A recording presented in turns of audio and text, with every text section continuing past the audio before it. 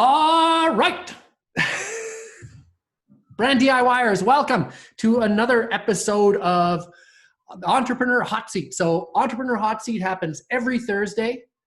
And what it's all about, we bring an entrepreneur in from the Brand DIY group, and this entrepreneur relays a challenge that they're having right here, right now. And in 30 minutes, we try to solve the challenge, just like solving the crime on Law and Order, because everybody knows that all crimes can be solved in 30 minutes. So today, I'm super stoked. I've got Shawn DeWolfe. Shawn, thank you very much for doing this. My pleasure. Thank you for having me on. Yeah, don't be nervous. Don't be scared. This is only going to hurt a little. Not my first rodeo, but thank you. Now, Shawn, you have a company, 321 Web. And Web 321. Web 321, I'm sorry. And 321 is actually, we're going to find out what the significance of 321 is. It isn't just 1, 2, 3 in reverse. But you've got some pretty interesting challenges that I know everybody here is facing. So why don't you just tell us a little bit about your company to start, so that everybody can start using you, using your services, and then tell us a little bit about the challenge. Yeah, so Web 321, it's website as a service. What we're doing is launching out full designs for people. And so we do a full website design for a small to medium sized business. And after launch, we take care of hosting and maintenance and support and content updates, TLC, all the little things you'd probably contact your web designer for throughout the lifespan, and bundle that into one service. Because the famous question is, how much does my website cost? Because you buy a car, you know the price of a car. You buy a pint of milk, you know what the milk costs. You go to your website, and it's a question that seems to be unanswerable. So the answer is $321 a month. That's the that's the 321 and Web 321 that we've consolidated into a price point. And then what we've done is the design fees that anybody has to incur, because you're getting a lot of labor, it gets amortized throughout the lifespan of the website and just blended in. So you don't have to have this great big hit of what's verging on being a capital spend at that point, if it's like $5,000, $10,000, $20,000, and then have to then host and make sure your website stays alive. Because so often people will get a website and then they're out to sea. Suddenly they're now having to host and worry about it, and they get the emails from the ISP and they don't know what those mean. And it's perplexing and annoying, and it's not their specialty. It's our specialty. So that's what we're there for, is to say, we're going to come up with sites, because we know what size of a site satisfies a business. So we'll come up with a site that satisfies the business, makes it look really good, hit all the branding notes, definitely talk about them, make it really good for on-page and off-page SEO, and then keep it alive and well throughout its lifespan and beyond, and then keep it in the game. Now, it's funny because I had my art director design my website, and I thought it was great. And then I had Chris Burge and Chris Whiteley over at B West, who are also like their Brand DIYers. Oh yeah, and they're awesome. I had them, yeah, you know them. And I had them just run SEO on it. And they said, your site is kind of smelly. And it wasn't Brad's fault. Brad's an art director and he worked with a programmer, but the whole thing was they built it on a platform on WordPress, or on a theme that was innately slow. And so when you click on anything on my page, it's like going, let me think about that. Wait, I'll be right back. I have to go to the bathroom. And then when it comes back from the bathroom, then it lets you have your page. And I'm like, none of us knew that, Yeah. And it's one of those things where you go, oh, great. Now the entire theme is slow, and none of us was the wiser for it. And it would be so cool just to have somebody like, you'd be like my web department. So suddenly I'm a single entrepreneur, and $321 a month is not that much. I pay a guy that much. Hugh Culver at Blogworks, they do all my social and blog stuff for that. So it's not like an employee for $300 a month. That's a pretty cheap employee, and that's kind of what you are. Yeah, basically, we're there. The idea is we offer unlimited content tweaks, and we're there for all the updates and everything else that comes along, and we keep rolling backups of stuff. So if something goes sideways, you do content as well? We don't generate the content. Like if you put it out there. Somebody says, hey, can you change our phone number, our business hours, our front page graphic has to be different. That's inside of that. If it's something significant like spin me up a blog post or make me a new content section or something like that, that's going to be a little bit outside the No, no, scope. no, no, no, no. But But we've just got to wait like, for that. But but you know, all the just like I'm saying, mundane stuff, scheduling stuff out there, putting stuff out there. You guys do that. all the mundane stuff that you have to contact your web designer to do is just thrown, is part of it. Oh my God, I had no idea. That's really cool, actually. Yeah. So you could actually, I have tons of content. You could take over and just put my stuff out there, make sure that people think I'm a social media genius and I have no idea what I'm doing. Exactly. If you've generated the content, we know exactly how to make sure it gets out there and gets highlighted, and it's all part of the service. Hugh Culver, I hope you're listening to this. So let's talk about the challenge. Yes. So we set up this year. This has been an idea that's been long percolating. But this year, my wife and I decided to pull the trigger. She wanted to leave her place she was working at, and my business doing web design, otherwise under Shawn DeWolfe Consulting, was going well. But it was just this thing of it was a grind, that it was a model that I wasn't super in love with. So we said, well, what if we did this? And we costed it out and figured it out, and we pulled the trigger on getting it imminently to happen.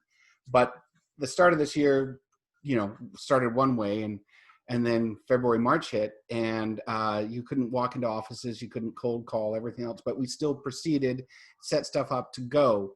And now we're in the challenge of how do you cold call to people who basically have their doors shut or like are behind walls and masks? How do you do all these other things that have to happen as part of the selling exercise? And now everyone's like hunkered down at home, and it's a very different dynamic than what I'm used to from my history of doing web development. I hear you.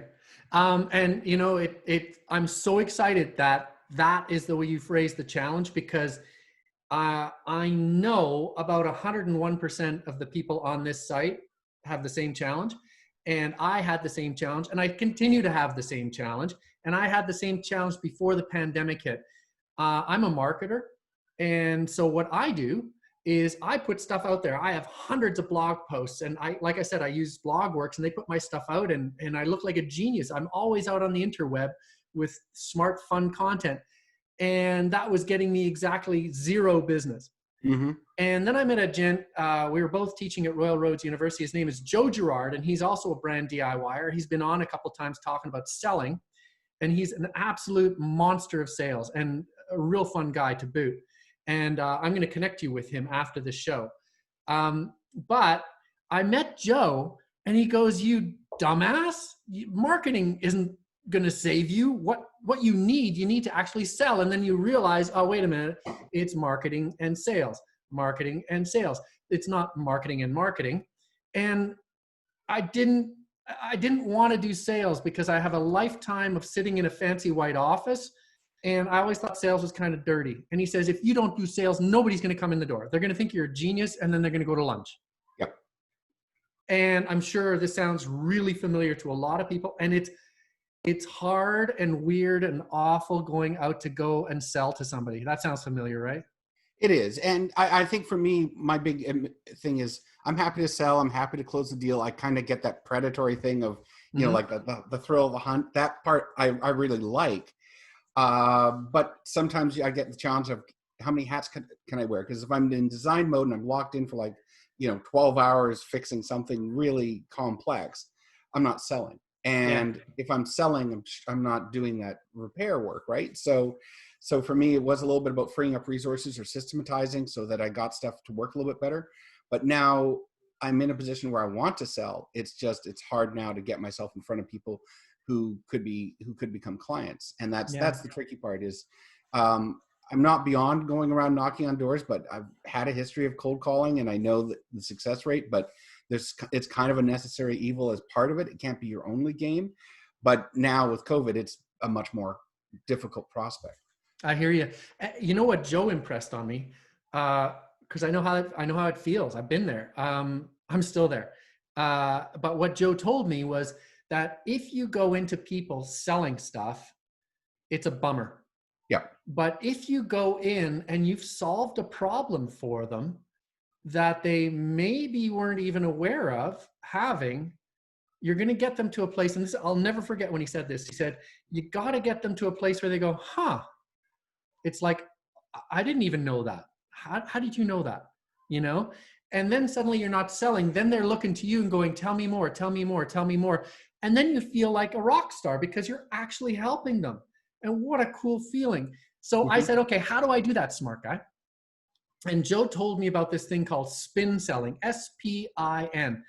And you and I just talked about this just briefly before we went on the air. Right. Spin selling isn't something new, and actually, Joe in his on his website changegrowachieve.com talks about it a lot. So he goes way in deep on it. But there's a book called Spin Selling, and I would highly recommend it. In fact, after this show, I've got it on Kindle, but I'm going to buy the paperback version as well because it's always one of those things you can refer to. Now, spin selling talks about 4 different types of selling. SPIN. S is for situational, P is for problem, I is for implication, N is for needs-based. Most of us, when we go in because we've done a little bit of homework on the company, and we find out, I'll go back to Brandon White, the guy who was on, Brandon Wright, the guy who runs Barnacle. It's a boat security company. So I go up to Brandon and I say, hey, Brandon, you like boats? I like boats. How cool is that? Want to buy a website? And he goes, thank you for your time. Because it's so weak. The connection between us is like nothing. He knows I just made it up. And that's how 99% of sales are still done, where people try to find a sort of a social cohesion between the two people. Hey, I like this. You're married. We have 2 kids. I like fishing. Buy my insurance.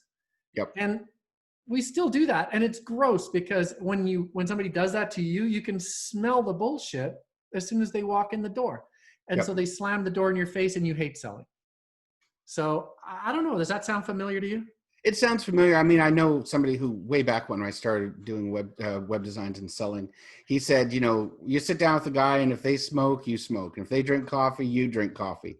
And he was a former smoker who didn't drink coffee, but this was his game, right? And that idea of the forced affinity that we're both in the same tribe it works to a point. But you just have to stop it when you get to that cliff of credulity, right? Where you say, okay, well, wait a second. I am not, a father of 12 kids. I don't actually have your problems, but this is where we meet on, and you find that common point, right? Because we are parts of many tribes. It's just, we have to understand when we're not. I remember, Anthony Robbins even talked about mirroring people in the boardroom. And so for a while I do this and do that. And you're like, gross. Yeah, I find it's innate because, like I said, I've done a lot of selling. And I'm sitting across from people at a thing, and I'm doing this, and I look at them. It's like, oh crap! It's because they started doing that 5 seconds ago, and I'm doing it too. Yeah. And it's like, well, it's just now kind of hardwired in, and it's okay, but it is.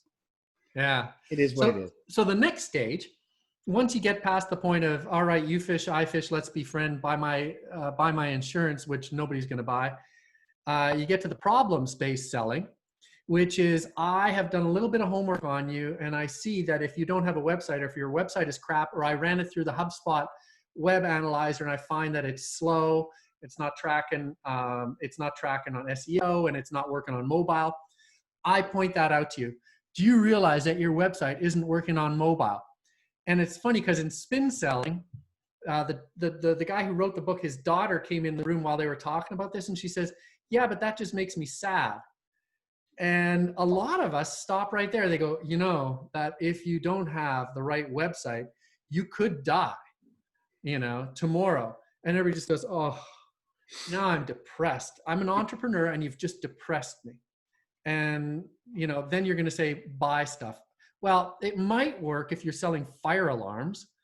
You're all going to die in a fire, but it doesn't. I just had that happen to me, where a guy came in, he tried to sell fire alarms based on all my plugs are going to explode out and the smoke will catch us before we ever wake up. And I'm just like, oh man, you just super bummed me out, and you just made me really crazy. And then you tell me to buy a fire alarm for $8,000 a month.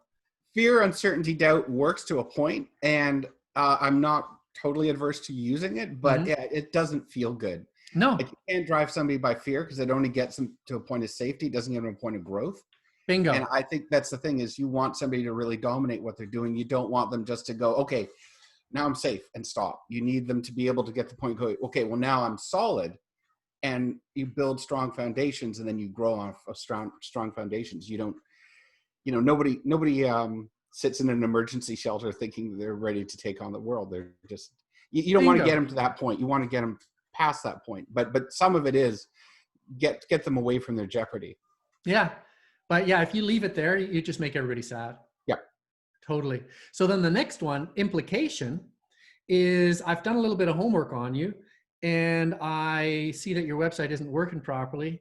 And I go in and I say, yeah, you got a problem here. But you just basically just said it yourself. You've got a problem. But once we solve that problem, you know what? This freedom that you could have, would be a wonderful thing, wouldn't it? Like if you just took that off your plate and for $321 a month and your website is working right, what we usually find is within 6 months, it pays for itself. And then it just keeps paying for itself and generating revenue.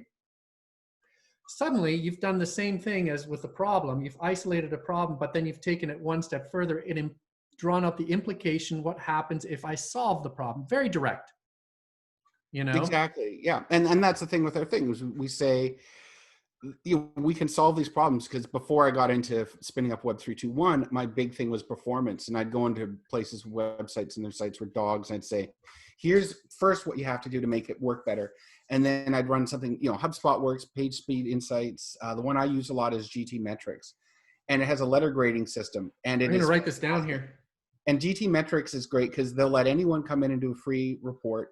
You can sign up, which means you get to keep your reports and refer back to them. It still doesn't incur a cost. But the letter grading is so fantastic because it shows you, do you have an A? And it's, just like in high school, right? Your A through F, right? Mm-hmm. And then it gives you your letter grade and it shows you also why you're sucking it. And then you fix it. And for me, because of my history of knowing how things break and how you can fix them, for me, I look at that, I go, oh, well, that's a pretty straightforward exercise. So I do that when people come along and go, hey, my website's slow, I need help. But then also when we launch everything in Web 3.2.1, it goes through that pass where we do the development and we watch, we put through GT metrics and it sucks it. And we go, it's sucking it because we know exactly how to fix it. So it's almost like, your patient's on the table during the operation and then, you close them up. So we do that last step of making sure the performance is really buttoned down. And then it comes out and you look at the performance, you're like, it's scoring A's. And it's like, well, good, we did our work. And it's just the careful election of doing the right things. And then you get your performance to work really well. And that's something that's really straightforward for me to be able to offer to clients. To me, that's a wonderful thing. It's like results-based marketing where you could lay that on the table and say, here's one before, here's one after. The before one is really slow, and suddenly everybody's sad. And then you look at the after one, it's really fast. Doesn't that feel good to click through there? And it's instant click, click, click. Oh, yeah. Well, what? And it's a ranking signal because Google is trying to make the best experience possible.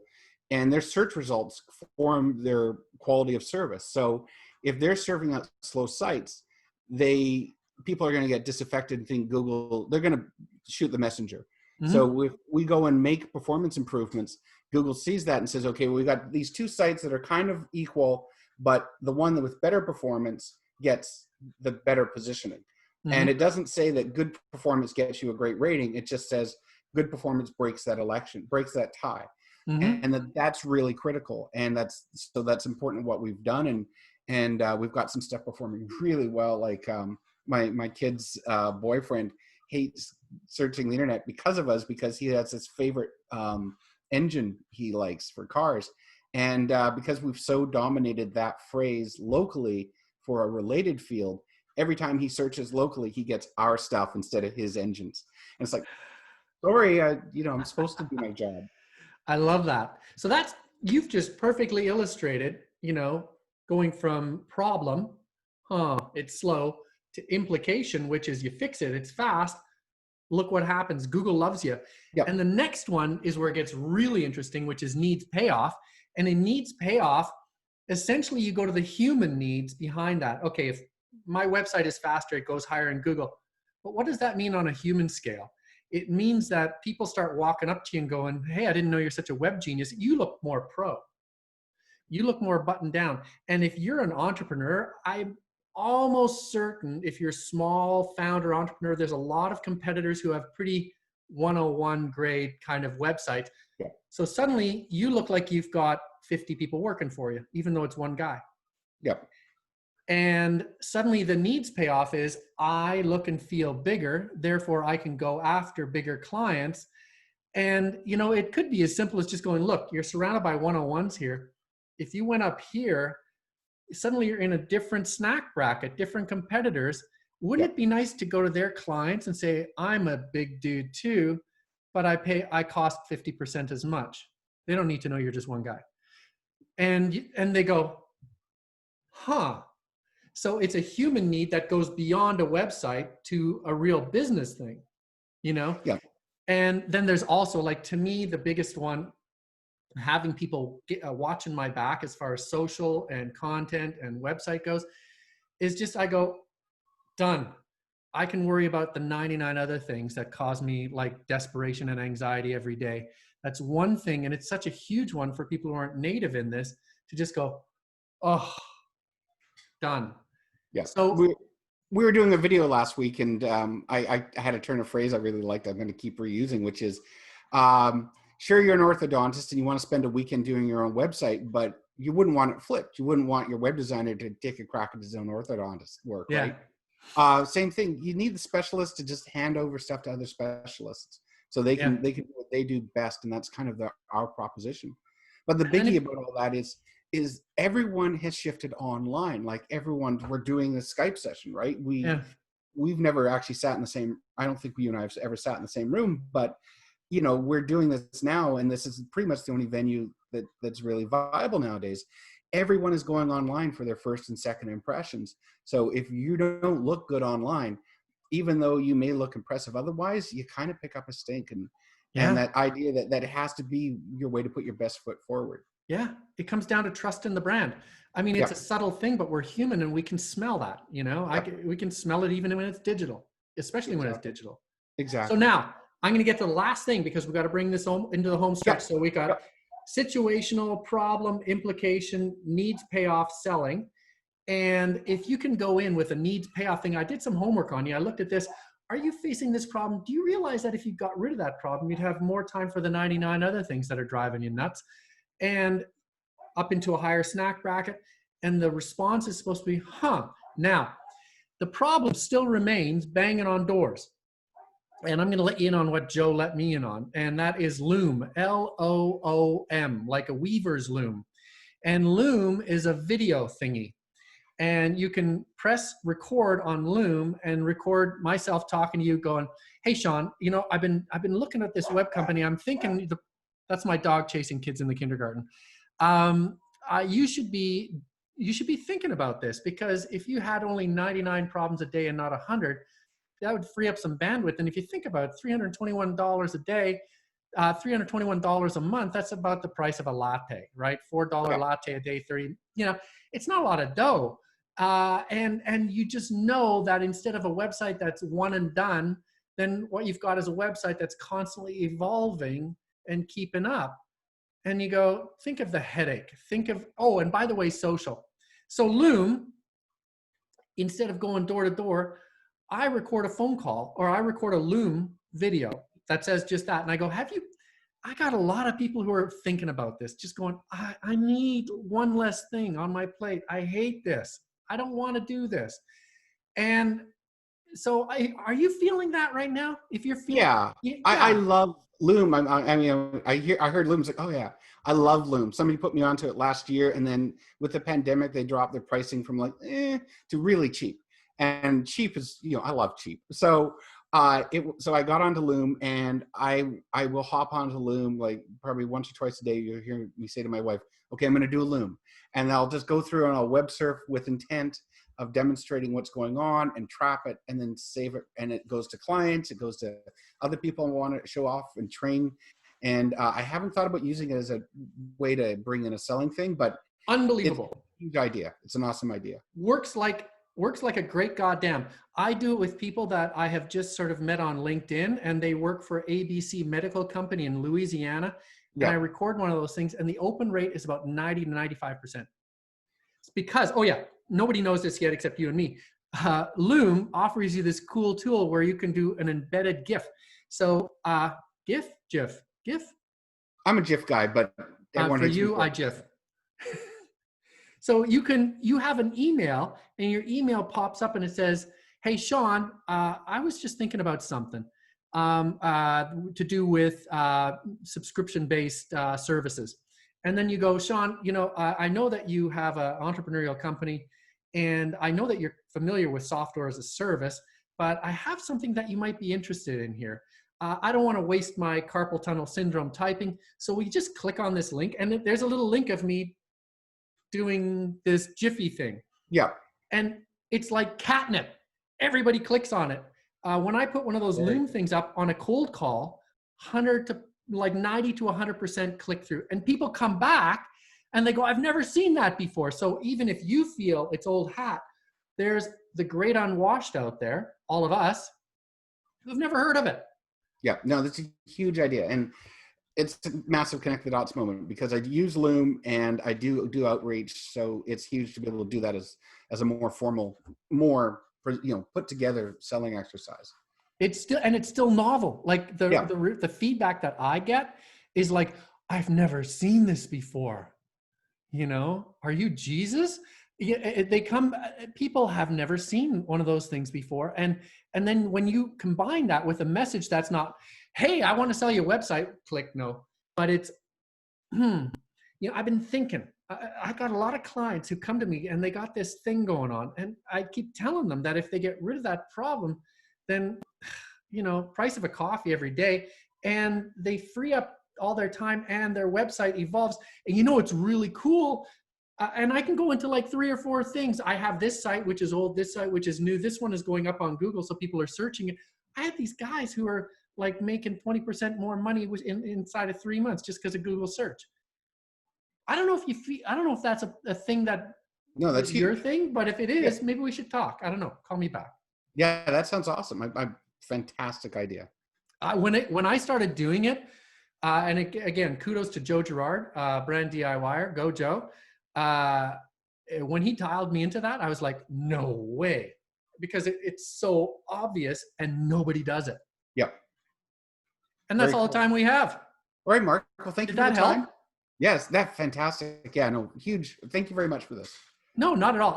I because it worked so good for me when Joe dialed me into it. I just can't shut up about it. So spin selling, get that book. I'm going to order it on the paperback version right now. I will because it's one of those books where you want to open, and in Kindle you can't do that. Yeah. And then the other part is the Loom thing as a cold call tool. When you do needs payoff things, research somebody for 10 minutes, do a needs payoff Loom. Open rate is like 90%, and they'll be going, oh, totally different response than, hi, would you like to buy an app from India? Exactly. No, awesome. Shawn, Mark, thank you so much, man. Thank you. All right. Tell all your friends to join Brand DIY Group. I will do so. Talk to ya. Take care. Bye. Bye.